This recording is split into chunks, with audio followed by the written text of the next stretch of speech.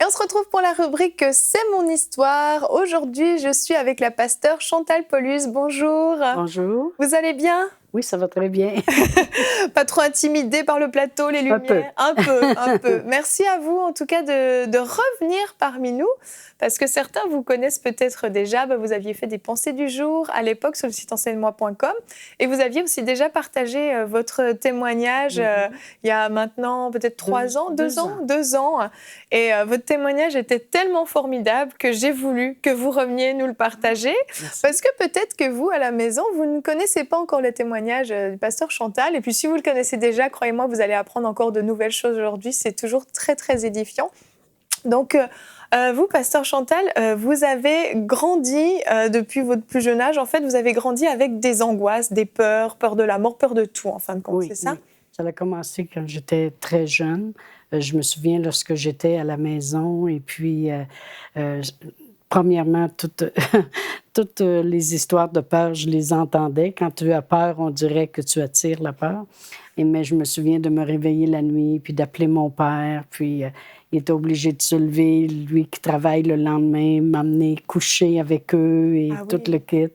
Et ça l'a toujours augmenté par la suite. Toujours. Vous avez grandi avec cette peur et puis, comme vous dites, elle a augmenté au fur et à mesure du temps, au point où ça devenait vraiment un véritable handicap pour vous? Oui, très grand, puisque lorsque je suis arrivée à l'adolescence, vu que j'étais une personne qui était très peureuse, naturellement, j'étais très nerveuse aussi. J'avais des angoisses et puis...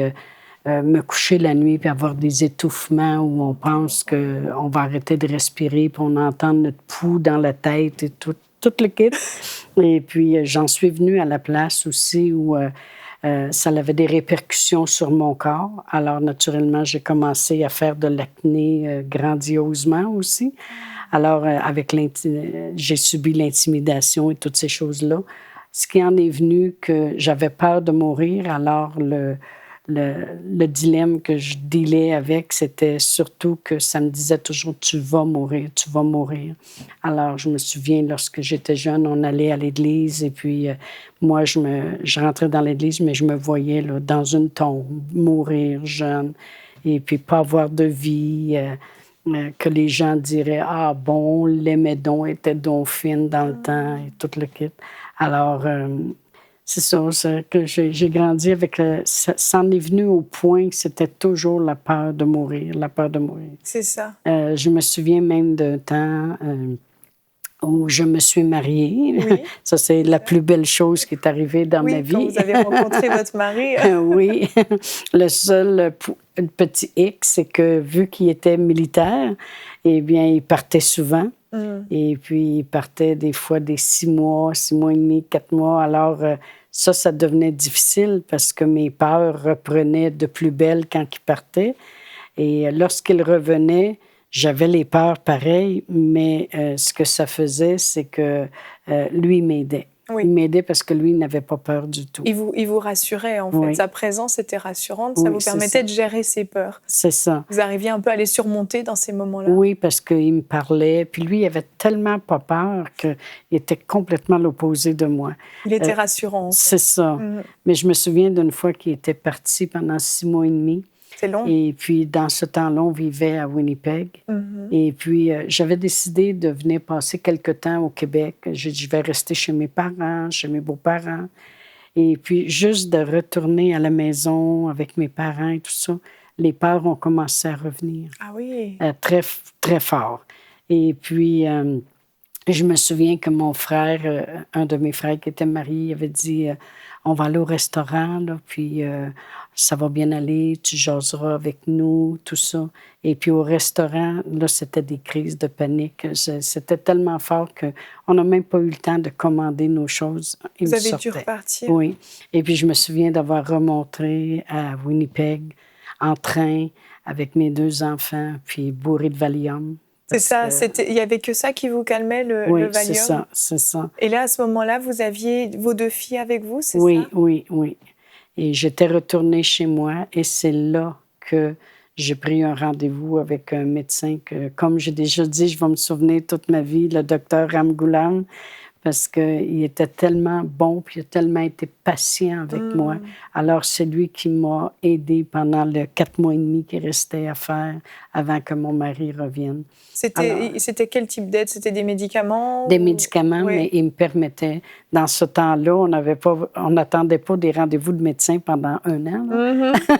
Je pouvais être là toutes les semaines. Okay. Et puis... c'était rassurant, en fait, d'aller le voir? Oui, c'était rassurant. Il me parlait de façon pour que... c'est comme si au lieu de me dire non, t'es malade dans ta tête, d'avoir peur comme ça, il me donnait des exemples dans le naturel. Il dit, tu sais, une maison qui est bâtie solide, tout en briques, elle est solide, mais si la porte reste continuellement ouverte, le vent, la pluie, les choses vont rentrer. Puis il dit, faut fermer la porte. Hein? Oh. Mais il dit, quand ton mari part comme ça, avant de partir, votre maison est solide, mais quand il part, c'est comme si la porte est ouverte. Alors, tout rentre. Mais il dit, il faut que ton mari revienne pour fermer la porte. Eh bien, il était drôlement lucide comme médecin. Oui, c'est ça. Et vous, ça vous faisait du bien? Oui, ça me faisait du bien parce que c'était comme s'il ne disait pas, t'es folle. Il disait, il y a une raison pourquoi tu as peur. Même si ce n'était pas la raison complète, oui. il m'amenait au moins à... Il ne me jugeait pas, il m'aimait.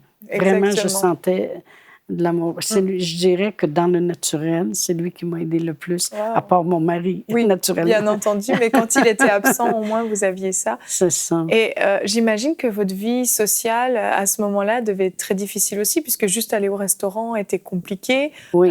Vous arriviez à sortir quand même de chez vous? Oui, puis comme j'ai dit dans mon premier témoignage... vu que mon mari partait des 6 mois, mais là, l'angoisse revenait, les peurs revenaient.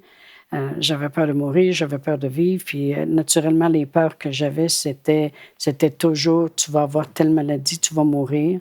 Et puis, moi, dans ma tête, c'est comme je disais, je comprends pas que Dieu pourrait me faire mourir quand je suis une mère avec 2 petits-enfants, puis j'ai un mari, puis il me semble que je suis pas si pire que ça. Mais quand on n'a pas la connaissance de la vérité... C'est ça, parce que vous aviez été élevé catholique. Oui, quand vous alliez à l'église, c'était l'église catholique, et on vous enseignait là-bas que tout était la volonté de Dieu. Tout ce qui vous arrivait, c'était Dieu. Et d'apprendre à l'accepter. Voilà, c'est ça. Et c'est pour ça que lorsque j'ai rencontré ma belle-sœur, pour la première fois de ma vie, qui était mariée avec mon frère, qu'eux étaient sauvés. Et on ne savait pas dans ce temps-là ce que sauver voulait dire. Et puis qu'elle m'a tellement témoigné de l'amour. Eh bien, c'était contrastant avec « arrête de te plaindre, là, puis accepte comment tu es, là, puis arrête de brailler, là, puis fais une femme de toi. C'est toujours ça que mon père me disait. Fais une femme de toi. Comme si... d'avoir peur, c'était une faiblesse, en fait. Oui, c'était pas une femme. Oui, c'est ça. Fais une femme de toi, là. Lève-toi debout, puis arrête d'avoir peur. Ça s'arrête pas comme ça. Non, c'était plus fort que vous, en fait. Oui, vous ne pouviez pas le maîtriser. Non, je le maîtrisais pas. Si vous aviez pu le maîtriser, vous l'auriez fait. Je l'aurais fait, naturellement. Et puis, oui, vous avez rencontré donc votre belle-sœur et votre frère que vous n'aviez pas vu depuis des années. Oui, c'est ça. Sauvés, vous le saviez même pas. Mais pas. Puis là, c'est là, elle m'a témoigné tellement d'amour que je me disais, elle disait, Dieu, il veut que tu sois belle, parce que dans ce temps-là, j'avais l'acné d'adulte aussi qui s'était mis là-dedans. Puis elle disait, Dieu, il voudrait que tu aurais une belle peau comme ça. J'étais là. Alors moi, je lui répondais, ben, je pense que Dieu a d'autres gens pire que moi à s'occuper. Alors, et puis elle disait, non. Dieu, il t'aime tellement, mais elle m'a tellement témoigné de l'amour. Puis on n'est pas habitué à ça. Hein? J'avais pleuré toute la nuit. Et puis, je le savais. À ce moment-là, que mon cœur était changé. Je le savais. Mais j'étais encore dans mes peurs. C'est ça, vous avez J'avais connu l'amour de Dieu, oui. Une touche de l'amour de Dieu. Dieu vous aime, Dieu veut prendre soin de vous.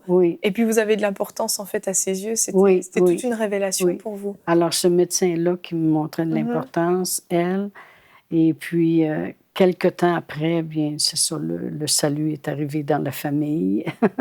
Ça, c'est extraordinaire. Tous étaient sauvés. Puis, lorsqu'on était descendu Aux États-Unis, parce que j'ai un de mes frères qui demeure aux États-Unis pour son 25e anniversaire de mariage. Toute la famille est là. On est dans une chambre d'hôtel et puis on parle. Puis naturellement, mon frère qui est sauvé avec sa femme sont là. Et puis les gens posent des questions, mais c'est comme... on voit bien qu'il a changé parce qu'il était le mouton noir. Hein? Oui, c'est ça. Mais on ne réalise pas que non, maintenant, c'est nous qui sommes les moutons noirs. On voit bien qu'il a changé. Fait qu'on pose quelques questions. Puis à un moment donné, il m'a regardé puis il a dit « Je peux prier pour toi, puis tu arrêterais d'avoir peur. » Là, je me suis dit « Hello! » Soit il est fou, soit ça arrive. C'est comme quelque chose qui est attaché à toi, que tu as peur tout le temps. Vous ne pensiez pas que c'était possible d'en être délivré? Non. Vous aviez pensé que votre vie entière allait continuer comme ça? Oui, parce que... Puis maintenant, je sais que la parole de Dieu dit dans 2 Timothée 1,7 que Dieu ne nous a pas donné un esprit de peur. Je sais maintenant que c'est un esprit de peur. Mais à ce moment-là, vous l'ignoriez? Je l'ignorais totalement. Et puis là, il a prié pour moi. Et puis, il m'a regardé. Puis il a dit, tu ne reçois pas ce que je veux te donner. Là, il m'a fait peur. Encore? Il y avait un biscuit sur la table. Il l'a pris dans ses mains. Puis il me l'a mis dans mes mains. Puis il a dit, tu vois, il dit, je l'avais. Puis maintenant, je te le donne. Mais il dit, c'est la même chose. Ce que j'ai sur moi ne vaut pas sur toi. Il m'a fait tellement peur. Il dit, là, je vais reprier sur toi, mais reçois. Puis là, je me suis dit, je suis bien mieux de recevoir ce qu'il y a parce qu'il me fait peur. Et là, à ce moment-là, il a prié sur moi. Et puis, il a dit, c'est correct, tu as reçu. Je me suis dit, phew, au moins, il pense que j'ai reçu. Vous n'aviez rien ressenti à ce moment-là? Presque rien. Ah oui. Mais là, tous les gens s'en retournent dans leur chambre et puis nous, on se prépare à se coucher. Alors, je m'en vais me démaquiller et tout. Je reviens dans mon lit, puis là, je me couche. Mais moi, je ne m'étais jamais couchée dans un lit, dans un hôtel, sans regarder en dessous des couvertes pour voir s'il n'y aurait pas des bébites, des serpents. Des insectes, des choses. Des lézards. Puis je levais toujours les couvertes 2-3 fois pour être sûre que je fais de la lumière, que s'il y a une bébite, elle va sortir. Puis là, je me suis couchée comme si j'étais chez nous. Puis là, je bougeais mes pieds, puis je disais, j'ai pas peur. Oh, wow! J'ai pas peur. Puis là, je me suis dit, mais vraiment, l'esprit de peur est parti. Il y a vraiment... Alors, c'est ça. Alors, après mon salut, j'ai été délivrée complètement. Mais les gens, peut-être des fois, ils disent, t'avais-tu vraiment peur? Vraiment, pour ceux qui ont des doutes, ils peuvent écouter votre premier témoignage. Oui, vous racontez différentes anecdotes. Je crois qu'on peut dire que vous aviez plus que peur. C'était des angoisses terribles. Terrible. Même une fois, j'avais déjà lu un livre, ça c'est avant de connaître le Seigneur. C'était un roman d'une fille qui avait eu la lèpre parce qu'elle avait eu un chaussy à moi qui avait vécu avec un lépreux puis il l'avait graffiné. En tout cas, c'est un roman. Oui. Elle avait commencé à avoir des plaques ovales sur le corps parce que c'était la lèpre. Infectée. Et puis, quand j'ai eu fini de lire le livre, j'avais des plaques ovales sur le corps. J'ai été obligée d'aller voir un dermatologue à Québec. J'étais sûre d'avoir la lèpre. C'est incroyable. J'amenais la maladie sur moi. J'y croyais, je savais que j'étais pour mourir. Ma vie, c'était pour pas être drôle et toutes ces choses-là. Puis, et puis le dermatologue, j'ai dit, je pense que j'ai la lèpre. Il a tellement ri de moi. Là. Il a regardé ça, il dit, est-ce que tu as essayé du linge dans une boutique, quelque chose? J'ai dit, oui, justement, fin de semaine passée, on est allé, ma mère elle a un magasin, puis on a essayé beaucoup de linge. Et il dit, tu as juste pris un psoriasis de surface d'une personne qui avait le psoriasis. Donc ça n'avait rien à voir avec Mais si je n'aurais pas été voir le médecin, j'aurais cru et je l'aurais amené. Oui. Aujourd'hui, je sais que par la croyance et la confession de la parole, j'aurais amené ces choses-là. Mais mon mari qui partait toujours, je couchais dans le salon, la tête en dessous de l'oreiller, les couvertes montées, 90 degrés dehors, les fenêtres fermées, les Valium, les antidépressions pour venir à bout de passer au travers. Puis, c'était épouvantable. C'était pas une vie, C'était pas une vie du tout. Puis je commençais à le transmettre à mes enfants. En plus. Parce que ma fille, la plus jeune, Annie, commence à avoir peur, elle aussi. Bah forcément, au bout d'un moment, ça se contamine. Oui. Mais vous avez été complètement délivrée quand votre frère vous a imposé les mains. Vous n'avez plus jamais eu peur après ça? Non, et c'est justement après que mon frère a prié pour moi, puis là, j'étais sauvée. Il a dit, maintenant, je vais prier pour toi. Ça, c'est quelque temps après, pour que tu sois remplie du Saint-Esprit. Parce qu'il a dit, Chantal, tu vois-tu, il dit, quand, il dit, l'ennemi, il a son entrée dans les gens, et puis il va arriver, puis il y a des gens, il va les rendre malades, il y en a d'autres qui amènent les peurs, il y en a d'autres personnes qui les fait boire, prendre de la drogue. Il a son entrée, il va vouloir revenir. Parce qu'il y avait une belle entrée avec toi, puis il réussissait très bien. Mais il dit, si tu pries en langue 1 heure par jour, tu vas te bâtir, puis il ne reviendra plus jamais. Puis moi, je dis, 1 heure par jour? Il ne sait pas, lui, comment j'avais peur. Ça prend au moins 2 heures. Alors, non, moi, 1 heure, c'était pas assez. Je voulais tellement pas ça revienne. Oui, vous n'avez pas pris de risque. Pas pris de risque. Mon mari, en étant militaire, ben, j'étais sur les bases militaires. Fait que vous aviez le temps de prier en langue. J'avais beaucoup de temps avec les enfants à l'école. Alors, j'ai habitué à prier en langue 2 heures, 3 heures, 4 heures. J'étais vraiment une fervente. Puis sans savoir tout ce que le langage spirituel peut faire dans notre vie, non seulement je me bâtissais, mais je préparais toute ma vie dans le Seigneur. Amen, amen. Parce qu'ils disent que quand tu pries en langue, tu pries des divins secrets. Et puis c'est comme si au lieu d'aller dans le train de la vie, puis que sera, c'est tu mets des nouvelles rails, puis tu dis maintenant le plan de Dieu va se faire là, là, là. Non. Amen, quelle belle image. Oui, et puis c'est ça. Ah, c'est merveilleux. Oui. Et si vous aviez un conseil à donner aux gens qui nous écoutent, qu'est-ce que vous pourriez leur dire par rapport à la peur, justement, comment pouvoir en être délivré? Je leur dirais vraiment l'écriture que Dieu m'a vraiment montrée dans la parole de Dieu, c'est dans 1 Jean 4, 18. Ça dit, la crainte n'est pas dans l'amour, mais l'amour parfait bannit la peur. Amen. Et puis, ça, c'est une chose que moi, je me suis mis vraiment à cœur de faire, c'est de toujours prêcher la parole de Dieu avec amour. J'ai toujours dit aux gens, quand vous ne verrez pas l'amour au travers de mes enseignements, tassez-moi. Parce que c'est l'amour de Dieu qui bannit la crainte.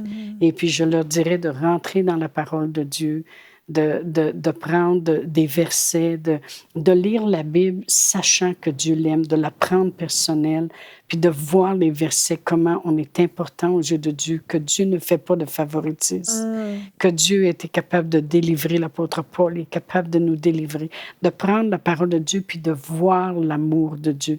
Dieu a tant aimé le monde. Amen. Amen. Et puis, parce que l'amour va bannir la crainte. Et l'exemple que j'ai dans le naturel, c'est mon mari, en étant militaire, il partait des 6 mois de temps. Puis j'en entendais des histoires sur les bases militaires de toutes sortes de choses. Mais moi, j'avais l'assurance que mon mari m'aimait. Merci Seigneur, j'étais une femme bénie, je vous le dis. Et j'avais l'assurance que mon mari m'aimait, mais c'était la seule peur que je n'avais pas, qu'il me triche ou il fasse toutes sortes de choses ou qu'il ne revienne pas ou qu'il parte avec une autre ou quoi que ce soit. C'était la seule peur que je n'avais pas parce que l'amour bannissait la peur que j'aurais pu avoir, moi qui avais peur de tout. La puissance de l'amour. Oui. Et vraiment, quelqu'un qui sait que Dieu l'aime, il n'aura pas peur de manquer de quelque chose. Il n'aura pas peur d'être seul parce qu'on n'est plus seul. Il est avec nous. Amen, amen. Quel merveilleux conseil. Quel merveilleux conseil. Oui. Merci infiniment, Chantal. Merci pour non seulement votre témoignage, mais ce conseil vraiment qui est vraiment puissant. Là où l'amour de Dieu est, la peur est bannie. Et je crois que vous, à la maison, vous pouvez vraiment expérimenter une touche de l'amour de Dieu et recevoir et goûter à ce que, Pasteur Chantal, vous avez pu expérimenter. À la maison, je crois que tout le monde peut l'expérimenter. Vous avez été délivré instantanément. Oui. Et pour d'autres, en lisant la parole, ça va se produire. Oui. Il y a tellement de façons différentes où on peut recevoir une délivrance, mais une chose est sûre, la peur ne doit pas rester dans la vie des gens. Non. Je pense que vous êtes d'accord avec ça. Pas. Surtout pas. Ah, vraiment, on rend grâce à Dieu pour votre témoignage. Oui. Merci infiniment d'être venu nous partager votre cœur, nous livrer encore votre témoignage. Et comme je l'ai dit, si vous voulez en savoir plus, vous pouvez aller sur le site enseigne-moi.com, taper le nom du pasteur Chantal Paulus et puis vous pourrez écouter son témoignage en version un petit peu plus longue. Merci infiniment. Merci, c'est moi qui vous remercie. Avec grand plaisir. Amen.